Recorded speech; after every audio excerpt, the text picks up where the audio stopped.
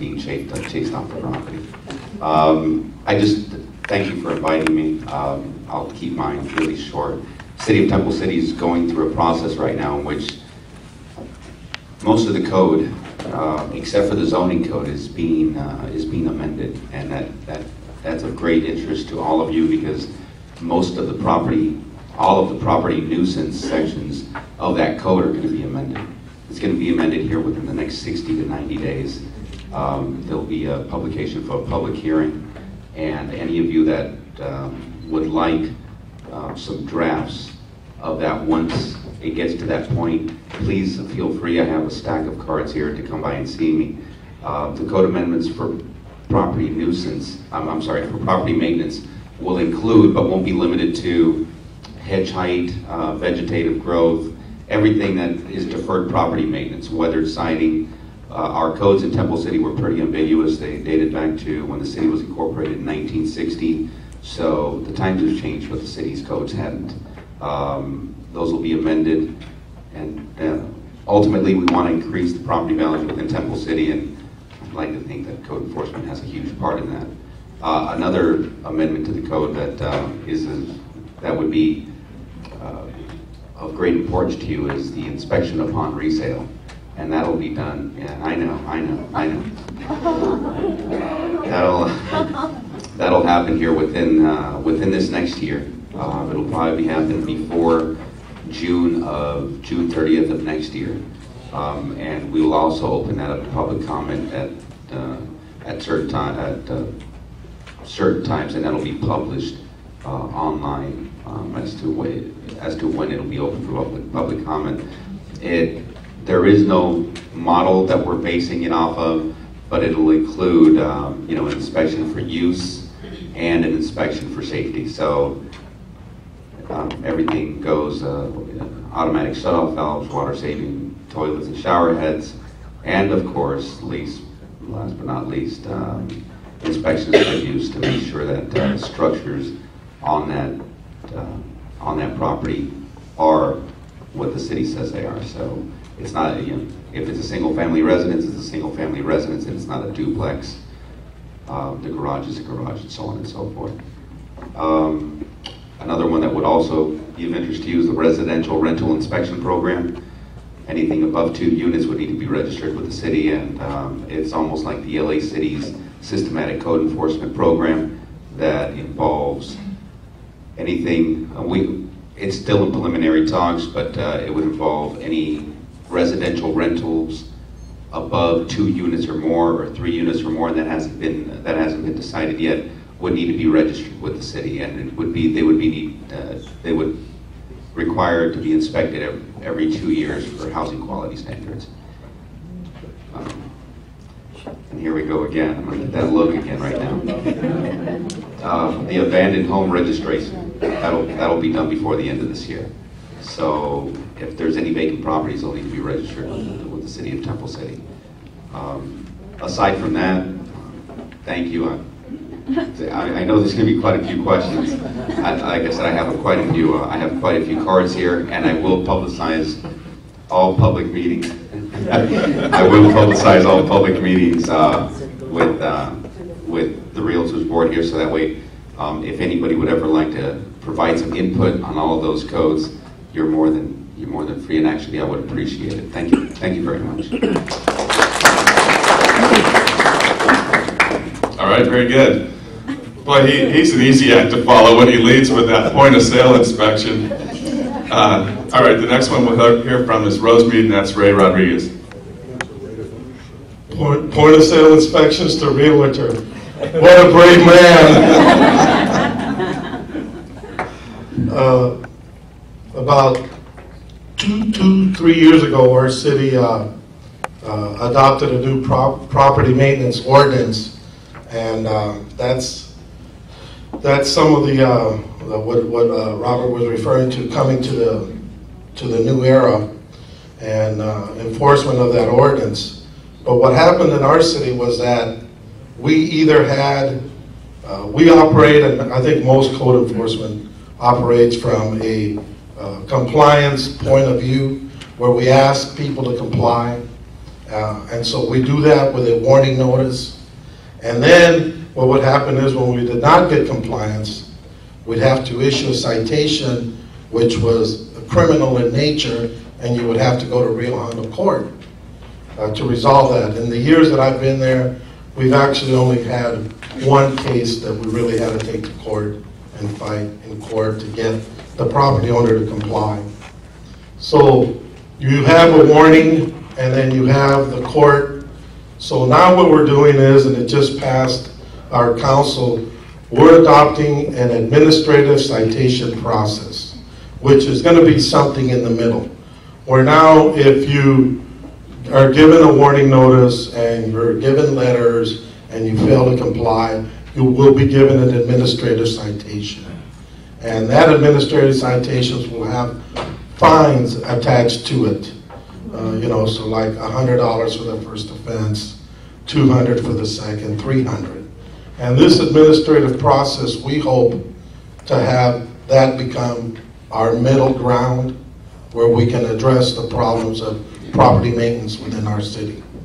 And that should be coming at past first reading, and we're looking to go with that middle of October of this year. So it is, seeking compliance is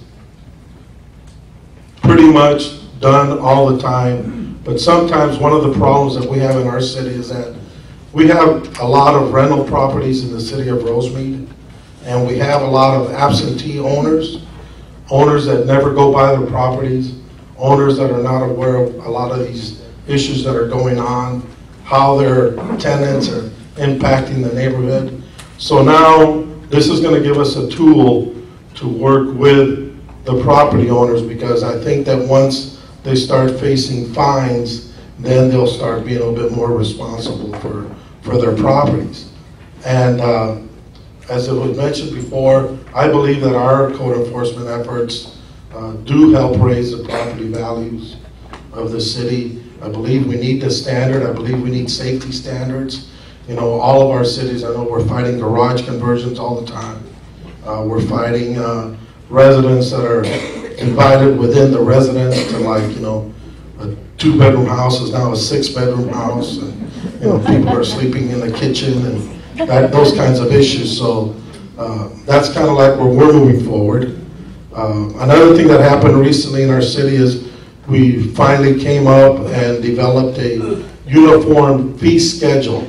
So now there is a published fee schedule with the costs associated with every city function, whether it is the amount of bail that you're going to pay on a parking ticket, whether it's a permit for opening a new business or whatever. So there is a uniform fee schedule, and it's available on the city website.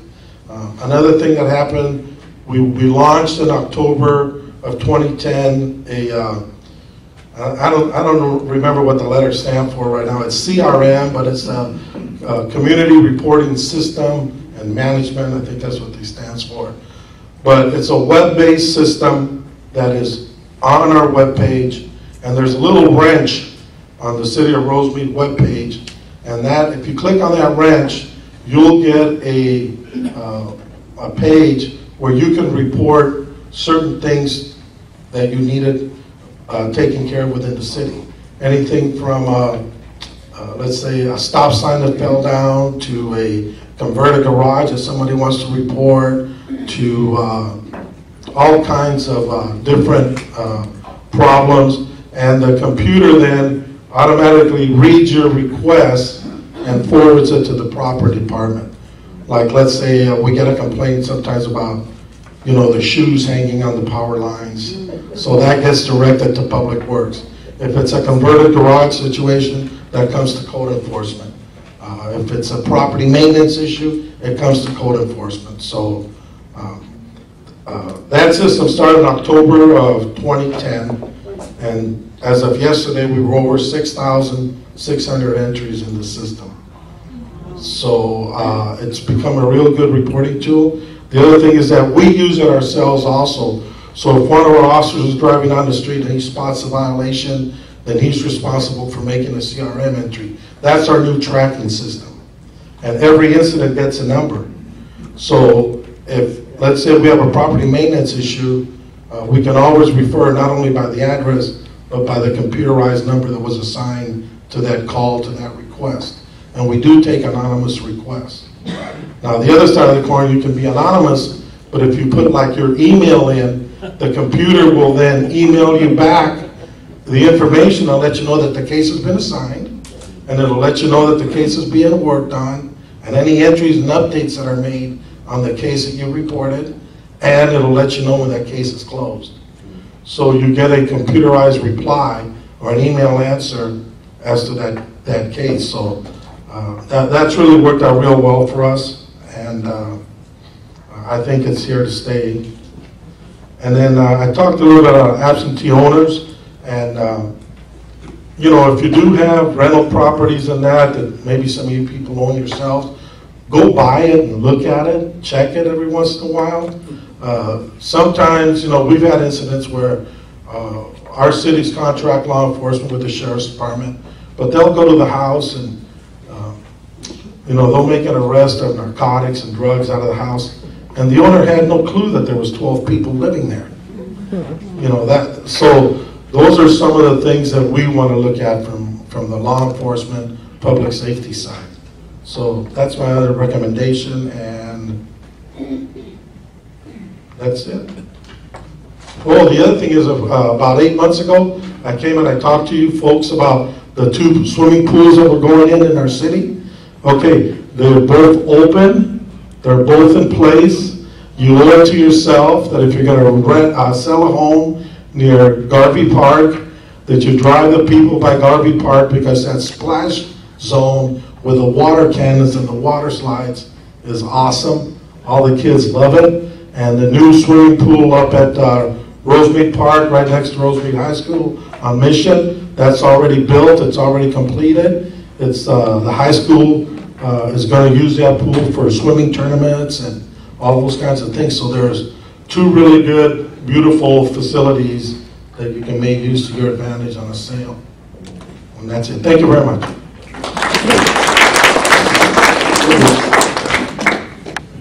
Thank you, Ray. And then the last one is from St. Gabriel, and that's Clayton Anderson. Thank you, Clayton. Well, good morning. Thank you for having me here this morning. I just wanted to just give you a brief sort of not explanation, but just explain to you the philosophy of code enforcement in St. Gabriel and some of the really new and exciting things that are happening within the city. Recently, the city has had quite a bit of change. We've had 2 new council members, a new city manager. They've got a lot of really great ideas to move the city forward. And in the future, we'll be looking to update the city's zoning ordinance, which hasn't been updated in quite some time. And as we were looking at ways to make the city more attractive to businesses and homeowners, it was quite apparent, as my colleagues mentioned, that code enforcement plays a very important role in that. And with the economic downturn, we realized that code enforcement also plays a really big role in economic development. So not only do we enforce the housing code, or we also help with commercial properties. So we do a lot of commercial enforcement with making sure that uses are in compliance with what the zoning code calls for, and also the health and safety standards within the city.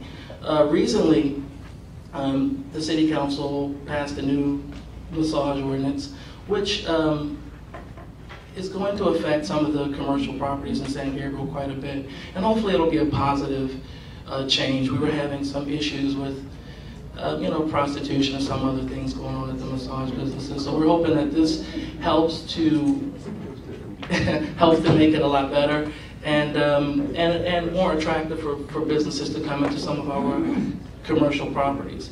And you know, code enforcement, oftentimes people see the blight on the exterior, and that's a really big thing. When you have people driving through your city, you want to give the best impression that you can. Even if you're not going to stop in San Gabriel or that's not your destination, when you drive through, you want the city to at least look very, very attractive. Last, 2010, we passed the shopping cart ordinance, which requires all businesses with 10 or more shopping carts to have an electronic locking system. So the shopping carts can't get off of the site, so you're not going to see as many shopping carts within the public right-of-way as you have in the past. We also have a pretty comprehensive program with respect to bulk items left in the right-of-way. We make sure that those are picked up. If you can report those when you see them, we make sure that those are picked up within 24 to 48 hours. And just recently, the city did a survey, and we were talking around Public Works and the police department, and we found that a lot of the curb address numbers weren't uniform. I don't know, as realtors, sometimes you can't see the address, and so the curb, you got to look at the curb sometimes. And we found that they weren't necessarily uniform, and some weren't even correct. So the city, with a nonprofit organization, we went out and painted all of the curbs in St. Gabriel. So we'll be doing that every 2 years. And as I said, it's just not the exterior of a property, but the interior of a property. And in code enforcement in St. Gabriel, we do quite a few housing inspections. And I think Ray mentioned 12 people in the house. I probably have you trumped. We had about 36 people in one house, and it was divided. Was it 2-bedroom? It was divided. It was divided into about 16 different little 4x8 units, and a lot of that is the result of absentee landlords just not coming to take care of their property. And as realtors, you guys go out and you want to sell this beautiful house, and right next door, you've got this, this dump. So we try to make sure that we take care of the exterior and the interior, because it's not just what a property looks like, but it's also the type of tenants and residents that you have that really make a community attractive. And we're not just punitive. We do try to help those that do need help. And the city has a really good handy worker program for older residents that may not be able to maintain their property, and the city will go out and do some minor repairs for them. So we don't want to be punitive. We really want to be a partner with the community in St. Gabriel. Our code enforcement program also deals with graffiti within 24 to 48 hours if you see it. If you see it, we'll have it removed within 24 hours normally. And also the last thing we're doing is we're updating our website. Our website is pretty old, so by between November and January, we should have a new website, and you'll be able to submit complaints and things like that, and get a lot of valuable information, not just about code enforcement, but about the city in general. Thank you. Thank you, Clayton. That's good to have that graffiti number too. Maybe we can get that circulated.